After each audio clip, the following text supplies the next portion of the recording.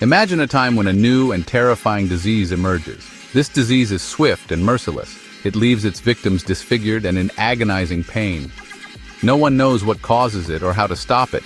This was the reality in Europe in the late 15th century with the emergence of the Great Pox, a disease we now know as syphilis.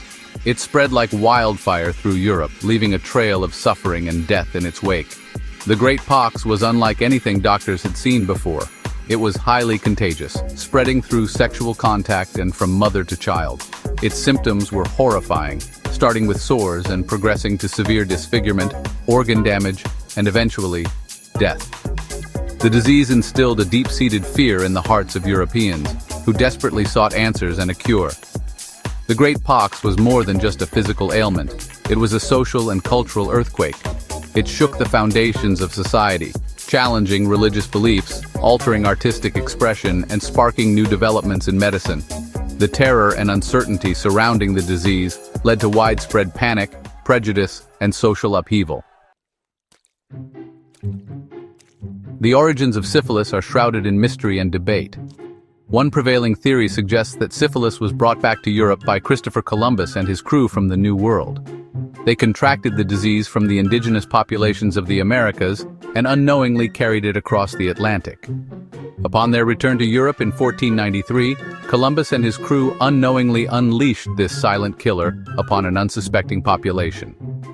The disease first appeared in Naples, Italy, quickly spreading among soldiers and sex workers.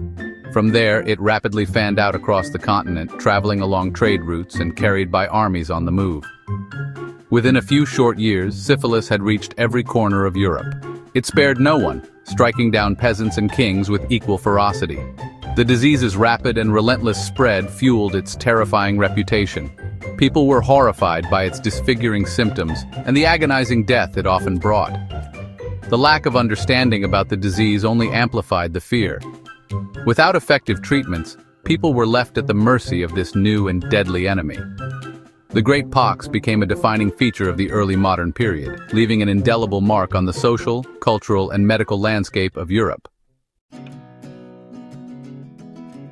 Syphilis begins quietly, with a painless sore called a chancre at the site of infection. The sore heals, but the disease lingers, moving to its next stage. A rash appears, often on the hands and feet, a telltale sign. Fever, headache, and swollen lymph nodes may follow.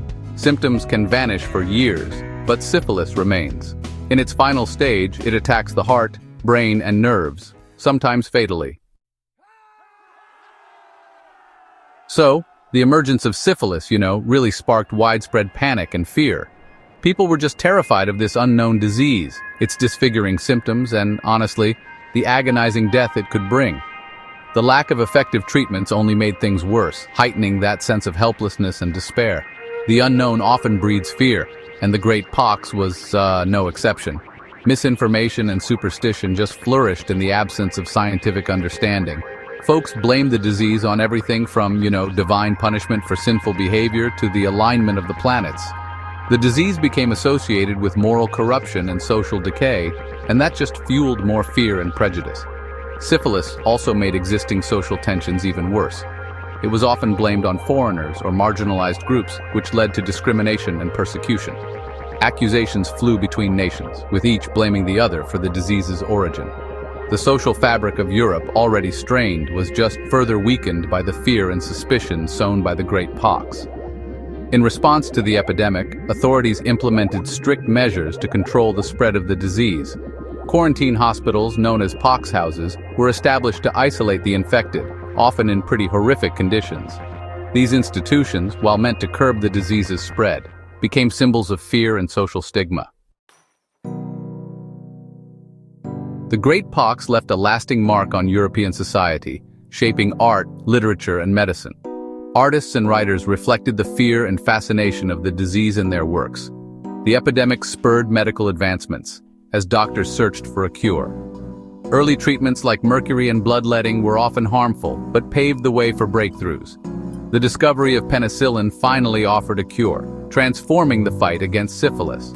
Today, early detection and antibiotics mean syphilis is no longer a death sentence.